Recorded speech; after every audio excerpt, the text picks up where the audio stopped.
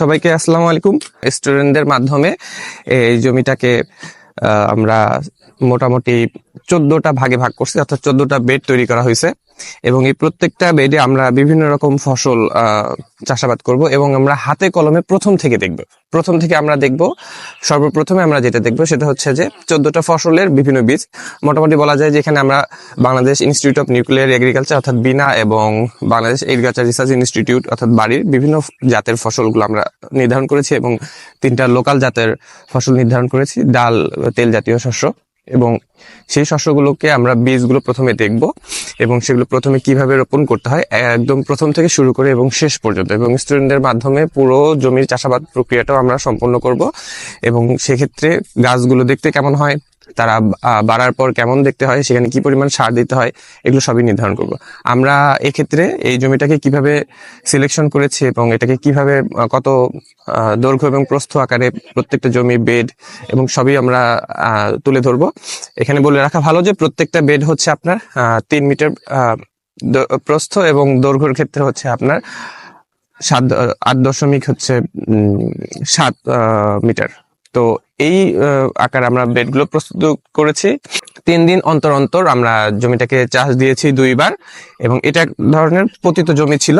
তো এক্ষেত্রে আমাদের প্রথমবার আমরা ডাল জাতীয় শস্যকে বেশি প্রাধান্য দিচ্ছি, কারণ হচ্ছে আপনারা জানেন যে ডাল জাতীয় ম্যাক্সিমাম উদ্ভিদগুলোই হচ্ছে আপনার লিগুমিনেসি ক্রপ এবং তারা রুটে নোডিউল ফর্ম করে এবং সেক্ষেত্রে আপনার নাইট্রোজেন ফিক্সেশন করে।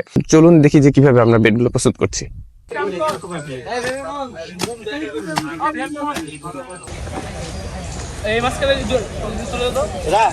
আমরা মোটামুটি বেডগুলো সুন্দর করে প্রিপারেশন করছি পুরো ফিল্ডটাকে, এবং যেহেতু এটা পতিত জমি ছিল এই জমির ক্ষেত্রে এই 2 ফসল প্রথমে করে নিলে পরবর্তীতে অন্যান্য ফসল করার জন্য খুবই ভালো হবে।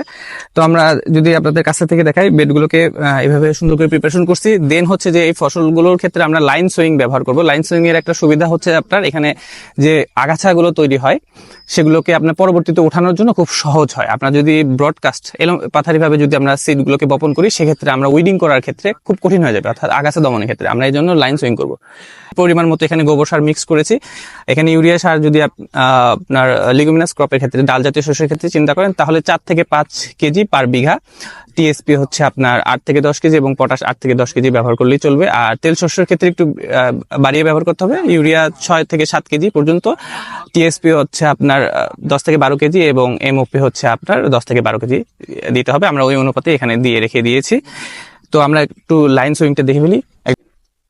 আপনারা দেখেন যেভাবে আমরা দাগ টানবো, আরেকবার করে দাগ টানো।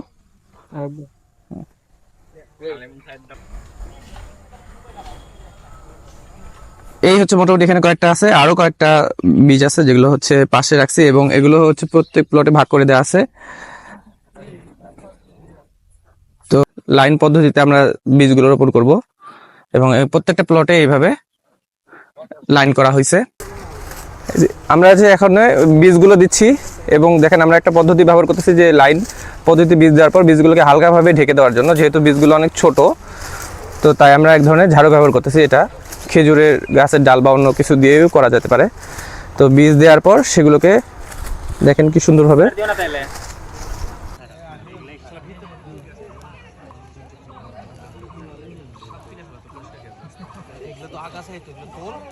আচ্ছা, আমরা এখানে অনেকগুলো ফসল লাগাই। কতদিন, প্রায় 2.5 মাস, 2 থেকে 2.5 মাস আগে ডাল ও তেল জাতীয় ফসলের বীজগুলো আমরা এখানে রোপণ করেছি। তো এখন আমরা দেখেন যে প্রায় 2 থেকে 2.5 মাস পর বিভিন্ন ফসলগুলো হয়ে গেছে। এর মাঝখানে আমরা বিভিন্ন ধরনের ইন্টারকালচারাল অ্যাক্টিভিটিস করছি, অর্থাৎ হচ্ছে সার দেয়া, অর্থাৎ পানি দেয়া, তারপর হচ্ছে আপনার আগাছা দমন করা। তবে খুব বেশি করি না, অল্প পরিমাণ করছি, কারণ আমাদের প্রধান উদ্দেশ্যই ছিল হচ্ছে পতিত জমি থাকলে অর্থাৎ ইন্টার ক্রপগুলোকে কোথায় খুব অল্প খরচে অল্প সময়ের মধ্যে কম পরিশ্রমে যেন আমরা চাষাবাদ করতে পারি 2টা ফসলের মাঝামাঝি অবস্থায়। সেক্ষেত্রে ডাল জাতীয় শস্য খুবই উপকারী, কারণ হচ্ছে এরা মাটিতে নাইট্রোজেন সংবর্ধন করে, যেটা হচ্ছে আপনার নোডিউল তৈরির মাধ্যমে। তো এখানে আমরা যে ধরনের ফসলগুলো করি আমরা সেটাকে একবার দেখে নিই। যে এটা হচ্ছে তিসি গাছ, এটা ছিল লোকাল ভ্যারাইটি, অর্থাৎ বাজারে পাওয়া যে কোনো তিসি সিড। তবে এর জার্মিনেশন পার্সেন্টেজ খুব কম হয়, অর্থাৎ আমাদের বীজের হার একটু বেশি করে দেওয়া উচিত ছিল। তিসি গাছটা দেখাবে ফুল সহ। এরপর হচ্ছে হলো ফেলন। ফেলন গাছ থেকে আমরা ডাল জাতীয় শস্য পাই। এই যে ফেলন গাছগুলো মোটামুটি হয়েছে, তো এখানে যে বিভিন্ন উইড দেখা যাচ্ছে, এই উইডগুলো দমন করার খুব একটা প্রয়োজন নাই, কারণ এর মধ্যেই গাছগুলো হয়ে যাবে। তবে এখানে ছায়া থাকার কারণে উইডের ইনফেস্টেশনটা বেশি হয়েছিল। এরপর হচ্ছে হলো এই যে চীনাবাদাম। তো চীনাবাদামের গাছগুলো মোটামুটি সুন্দর হয়েছে, তবে এখনো গাছগুলো বড় হয় না ওই পরিমাণ। এরপর হচ্ছে হলো মটর। এ হচ্ছে হলো মটর গাছ। আমরা জানি যে গেগার জোহান মেন্ডেল উনি জেনেটিক্সের যে সূত্রগুলো আবিষ্কার করেন সেটা হচ্ছে যে এই গাছ থেকে। তো এটার বিভিন্ন জাত এবং ভ্যারাইটি থাকে, এর মধ্যে পার্থক্য থাকে। ফুলগুলো এটা সাদা কালার, এখানে মাঝে মধ্যে পার্পেল এবং পিঙ্ক কালারও হয়ে থাকে। এছাড়া আমরা এখানে দুটা ফসল দিয়েছিলাম, হচ্ছে মুগ এবং আপনার ব্ল্যাক গ্রাম, অর্থাৎ যেটা হচ্ছে মাসকলাই। তো ওই দুইটা হয় নাই, কারণ হচ্ছে ওখানে ছায়া ছিল এবং মাটিতে রসের পরিমাণ বেশি ছিল। এই কারণে আপনার মুগবিন এবং হচ্ছে হলো ব্ল্যাক গ্রাম, যেটা হলো মাসকলাই, এই দুইটা ফসল হবে না। অর্থাৎ আমরা এখান থেকে এটাও শিখছি যে এই দুইটা ডালজাতীয় শস্যের ক্ষেত্রে আপনার শুকনা জমি লাগবে, যেখানে মাটিতে রস খুবই কম থাকবে, অর্থাৎ আপনার বালু মাটি বলেন বা একটু উঁচু স্থান, সেক্ষেত্রে মুগবিন এবং হচ্ছে আপনার মাসকলাইটা খুব ভালো হয়। এরপর হচ্ছে হলো যে সরিষা, তারপর হচ্ছে হলো এই যে খেসারি। এই হচ্ছে খেসারি গাছ, এই যে খেসারির ফুলগুলো অনেক সুন্দর। আর এটা হচ্ছিল রাই সরিষা, কিন্তু এটা সিজনের শেষের দিকে হওয়ার কারণে আমরা গাছ উপযুক্ত পরিমাণে বড় হয় নাই। এরপরে হচ্ছে হলো এই যে একটা মডার্ন, অর্থাৎ বিদেশ থেকে আমদানি করা একটা ফসল, যেটা হচ্ছে চিয়া সিড। এই চিয়া সিড নিয়ে বর্তমানে ব্যাপক কথাবার্তা চলতেছে। তো আমরা ভাবলাম যে এটা স্টুডেন্টদের মধ্যে পরিচয় করিয়ে দেওয়া উচিত, কারণ আমাদের দেশে চিয়া সিডগুলো এখন হচ্ছে। তবে এটা আমি এক্সপেরিমেন্টাল পারপাসে দেখছিলাম যে কোনো নির্দিষ্ট ভ্যারাইটির থেকে ভ্যারাইটি চিয়া সিড আমরা রোপণ করি না, বাজার থেকে নর্মাল চিয়া সিডগুলো কিনে সেখান থেকে আমরা এটা করেছিলাম এবং দেখতে চেষ্টা করতেছিলাম যে চিয়া সিডগুলো হয় কিনা। তবে খুব অনায়াসে চিয়া সিডের জার্মিনেশন হয়েছে এবং দেখেন গাছগুলো অনেক সুন্দর হয়েছে, যেটাকে আসলে সুপার ফুড হিসেবে সবাই চিনে, চিয়া সিড। এরপর হচ্ছিল লেন্টিল অথবা মসুর। আমরা যে মসুর ডাল খাই, তো অনেকে এই গাছটা চিনি না।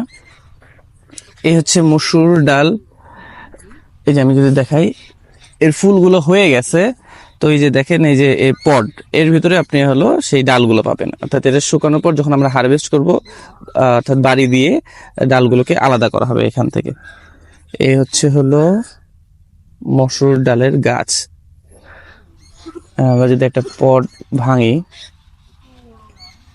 এই যে দেখেন কি সুন্দর মসুর ডাল হয়েছে আর কি। তো আপনারা ডাল খাইছেন, কিন্তু অনেক সময় সেই গাছটাই দেখেন না, যে মসুর ডালের গাছটা দেখতে কেমন হয়।